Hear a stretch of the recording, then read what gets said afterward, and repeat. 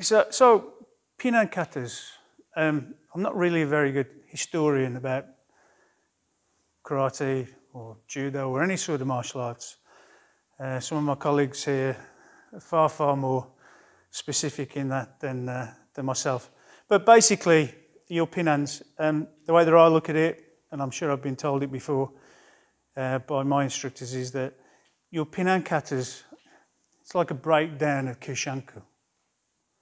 So I'm sure when you've gone through Kushanku, you'll have certain moves you think, Pinan Yondan, Pinan Nidan.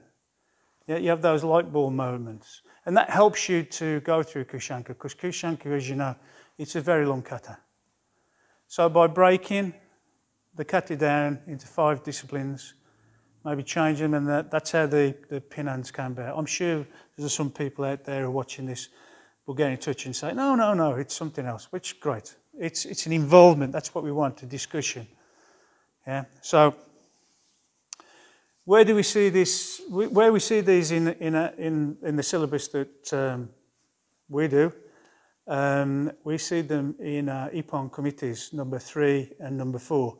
So we've done a series on that. So if you want to look at them in depth, great. But just to jog your memories, I'll use Sensor here and just quickly go through them.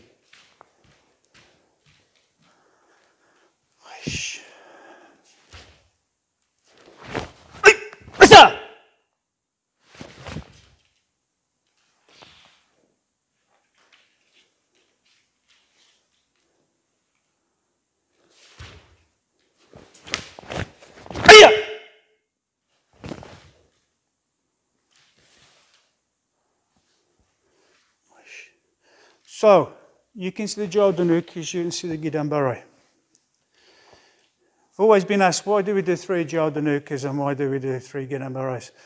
And I think if you did Wadoryu about the same time as myself, which is when the world was sepia, then you remember Sanbongamitis. So it would be looking like this. So it'd be Junzuki Jodan, so you'd be going 1, 2, 3, 4. So Sanbongamitis, can't remember when they were changed to Ippongamitis, but that's the story. When you're doing the 3 attacks, I suppose the 3 attacks, I wish we had them these days, but I suppose Nihon committees have changed it in Kions, because when you're doing the Junzuki and the Jodanuki, you had to do Mai and Ma'ai all the way along. You had to adjust the distances. And that got you used to, with somebody attacking you and you correcting your distance, maybe on the second one or the third one, so that you're ready for the Zuki. 1, 2, 3, bang. Yeah, same with the Junzukis. So 3 Junzukis, 3 Jodanukis. Just think that they are Sanbongamitis. Your kiais on your last Jodanuki. Your last Jodanuki, you kiai. To me, that means that you would have attacked Uraken. Maybe it's a potential. But when you actually see Ippon Committee number 1, you know, there is a Uraken after your Jodanuki. So possibly, maybe that would have been in the kata. Don't know. But your kiai on your 3rd Jodanuki. Don't forget it. So in the previous series of partner work videos we've done, we've looked at the point from Uke. Great sort of in-depth discussion on the, what's going on within the Wazas, but I've never seen anybody doing from Uke's point of view before. So that was quite useful. That was a learning curve for all of us. What I want to do with this one is do the top takeaway points for each kata. What specifically is this kata trying to teach you that maybe other katas aren't? What makes it different from other katas? If you could encompass everything into one kata, you would only need one kata. But there are lots of katas, so hopefully there are lessons to be learned. And this is what we're trying to do with this series. What is it that makes this kata so useful, so specific, and what do we need to take away from it? These katas came from Okinawan karate. And part of the discussion we had was, well, what is it that makes the Wado version of this, an old Okinawan kata, Wado? I know Sensei covered this in the discussion and the demonstrations of using the jiu-jitsu. So rather than this being a striking, blocking action, it's actually to remove a wrist lock. So it's a subtle shift. If you're watching this and you're a non-Wado practitioner, then maybe this is a blocking action. But if you're a Wado practitioner and you're thinking of it with your Wado hat on, then yes, this could quite conceivably be a wrist release. So it's something to have a little think about when you're performing it, especially if you are Wado based, is what is the jiu-jitsu? Is it not just a block? Is it something else? Is it a wrist release? And Sensei also mentioned the sections with nukete. Are these strikes, or are these using Wado principles like Inasu or Noru? Even Kiri, are we cutting rather than striking? So this could possibly change your mindset and attitude and understanding of the kata if you're Wado based, if you start looking for these Wado style principles, more jiu-jitsu, more tai-saboki and body evasion rather than direct confrontation and striking and blocking.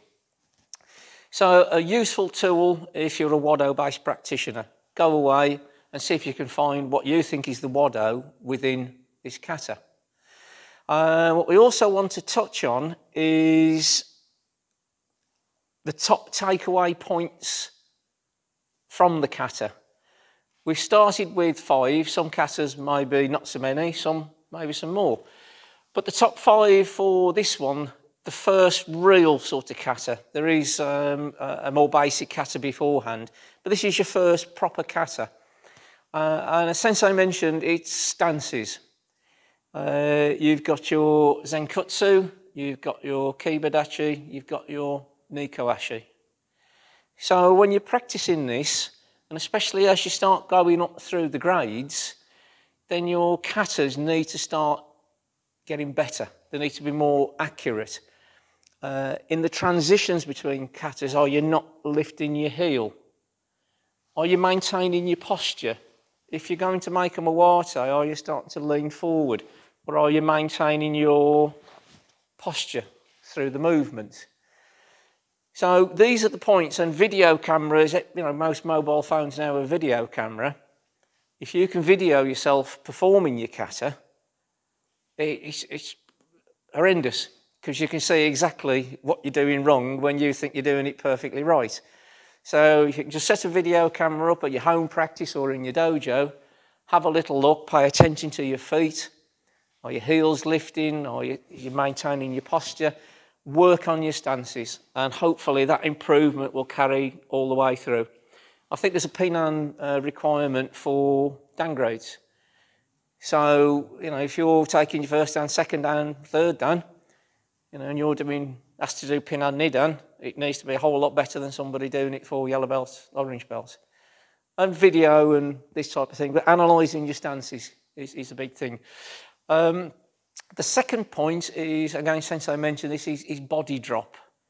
The first technique isn't just with the arm, it's the body dropping vertically down.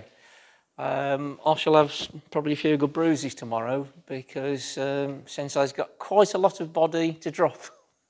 And it's he's been very rude over there off camera.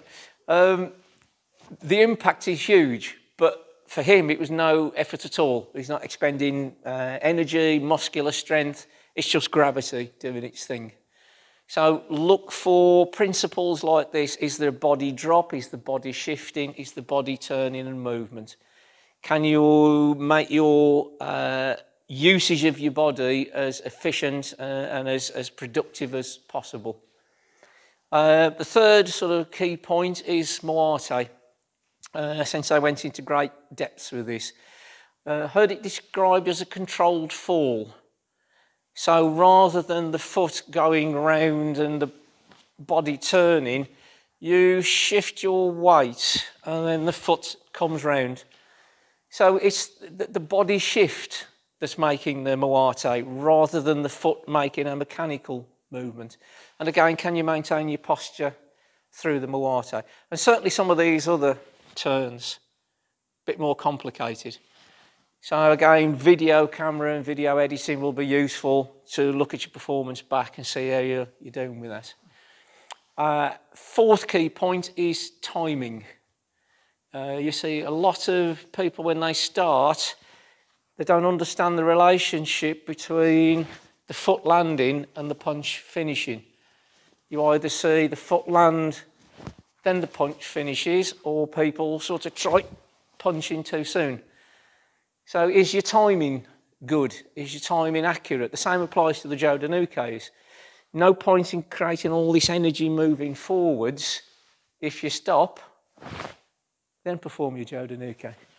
The two need to be together. And don't rush. Don't rush. Try and make your techniques as clean as possible.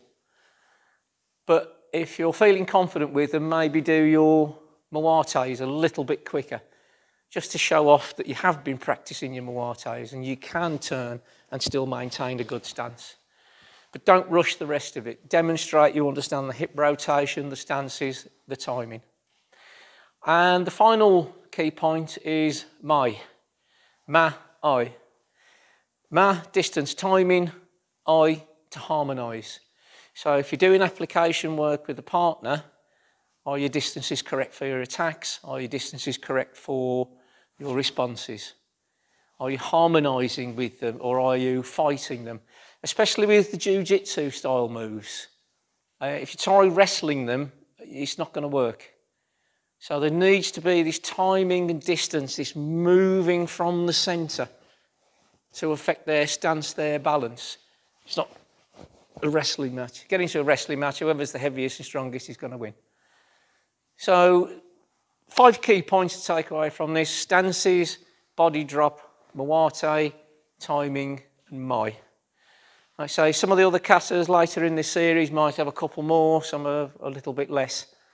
But hopefully these will give you things to look at with your practice and maybe help you improve. So if you are one of our regular viewers on YouTube, please let us know what you think, because without your comments we wouldn't carry on, we wouldn't continue. We just carry on with our own training. We don't like the adverts on YouTube. We try and keep them away. Maybe some of our older stuff have got it on there. We just do it purely for our interest and all the things that we've learnt over the years. We don't want them to disappear. We want them recorded, whether they're right or whether they're wrong. But we enjoy ourselves, you know, through watching ourselves. We can see little mistakes as well. Some things we could have done better. Some things we would have done better when we were younger if we'd have known all this stuff, but with Sensei Kerry's knees and my new hip, then yeah, we could have done better when we was a lot younger, but if we'd have known all the things that we'd known now. So please put a yes or a no, or give us some comments, give us some feedback. Thank you very much.